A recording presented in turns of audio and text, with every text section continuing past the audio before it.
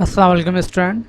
आज हम क्लास 8 की book keyboard computer science with application software का chapter number 2 access 2013 design view queries form and reports. आज के लर्निंग आउटकम देख लेते हैं। लर्निंग आउटकम से I will be able to create table in a design view and its part and differentiate between datasheet view and design view. तो आज की video में आप दो चीज़ें सीखेंगे यहाँ पर, डिज़ाइन व्यू और उसके पार्ट्स और differentiate between the data sheet view and design view. ये जो आपके पास डेटा पर नज़र आ रही है, इसको हमने लास्ट चैप्टर में पढ़ा था कि इसको किस तरह क्रिएट करते हैं। तो हम इस व्यू को डेटा शीट व्यू बोलते हैं। तो डेटा शीट व्यू को किस तरह डिफाइन कर सकता हूँ मैं? Data sheet view is the view in which you can enter and modify the data in a table. यानी कि डेटा शीट व्यू में हम जितना भी डेटा है उसको एंटर करते हैं और मॉडिफाई करते हैं। तो मैं चाह रहा हूँ इस डेटाबेस के अंदर मैं मज़ीद टेबल को क्रिएट करूँ, तो उसको मैं किस तरह क्रिएट करता हूँ। सबसे पहले मैं क्रिएट टैब में आऊँगा और क्रिएट टैब में आने के बाद टेबल, यहाँ पर आपके पास दो ऑप्शन है, एक है टेबल और एक है आपके पास टेबल डिज़ाइन। जैसे मैं टेबल डिज़ाइन पे क्लिक करूँगा तो मेरे पास यहाँ पर डिज़ाइन व्यू आ जाएगा। तो ये आपके पास जो स्क्रीन नज़र आ रही है डिज़ाइन व्यू की है। तो डिज़ाइन व्यू को मैं किस तरह डिफाइन करूँगा? Design view is the view in which you can modify the structure of the table. इसका मतलब क्या है कि आपको जैसा टेबल क्रिएट करना है आप उसको डिज़ाइन व्यू में जाके क्रिएट करते हैं। जैसे फ़र्ज़ करें आपको हेडिंग स्टूडेंट की डिटेल दी हुई, यहाँ पर नेम दिया हुआ है, टोटल मार्क दिए हुए, इसको आपको क्रिएट करना है तो आप यहाँ पर डिज़ाइन व्यू में आएंगे। तो इस डिज़ाइन व्यू के दो पार्ट होते हैं। एक पार्ट आपके पास ये पार्ट होता है यहाँ से लेके यहाँ तक, और आपके पास दूसरा पार्ट है यहाँ से लेके यहाँ तक। इन दोनों पार्ट को आप क्या कहते हैं? इसमें जो पहला पार्ट है उसको आप फील्ड डेफिनेशन ग्रिड बोलते हैं, और जो दूसरा पार्ट है जिसमें ये लुकअप और जर्नल लिखा हुआ है, इस पार्ट को हम फील्ड प्रॉपर्टी स्पैन कहते हैं। तो आपके पास दो पार्ट हैं डिज़ाइन व्यू के। एक पार्ट का नाम है फील्ड डेफिनेशन ग्रिड, जहाँ पर बहुत सारी फील्ड नेम, डेटा टाइप्स और डिस्क्रिप्शन आ जाती है, और दूसरा आपके पास यहाँ पर है फील्ड प्रॉपर्टी स्पैन। तो इस टेबल डिज़ाइन के हाफ पार्ट को हम फील्ड डेफिनेशन ग्रिड बोलते हैं। इसको मैं किस तरह डिफाइन करता हूँ? It allows us to specify field names and data types for the table. तो ये आपके पास टेबल को क्रिएट करने के लिए, उसके नेम को क्रिएट करने के लिए और उसमें जो डेटा होता है उसको टाइप करने के लिए अलाउ की जाती है। तो हम इसके अंदर देखिए यहाँ पर 4 पार्ट हैं।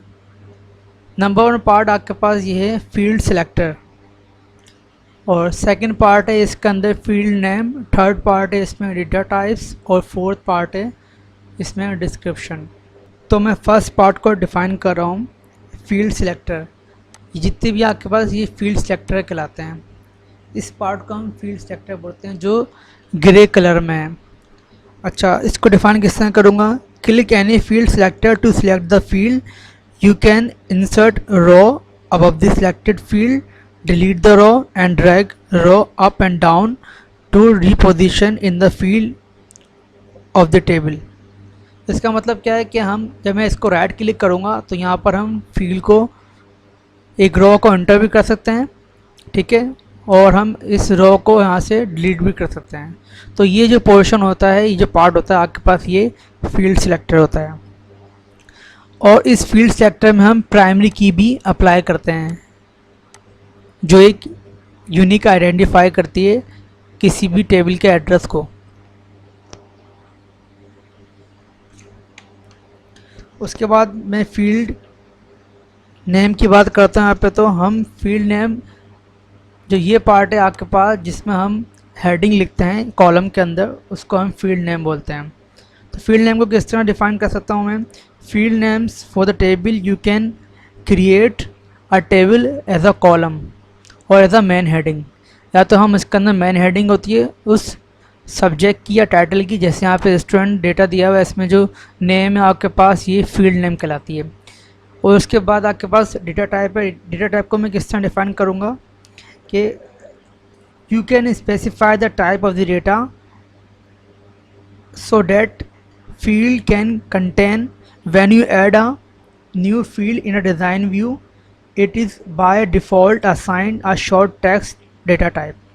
जैसे यहाँ पे कोई नाम लिखता हूँ मैं, फर्स्ट करें तो यहाँ पर पहले से जब हम इस पर क्लिक करेंगे तो आपके पास ये शॉर्ट टेक्स्ट को पहले ही डिफ़ॉल्ट में कर देगा।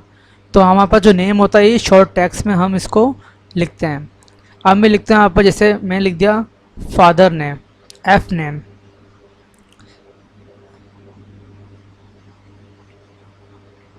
तो यहाँ पे लिख दिया मैंने एफ नेम। अब मुझे यहाँ पे डिस्क्रिप्शन चाहिए, तो मैं एफ नेम को यहाँ पे किस तरह लिख सकता हूँ, मैं यहाँ कर सकता हूँ जो एफ नेम है ये आपके पास फादर नेम है।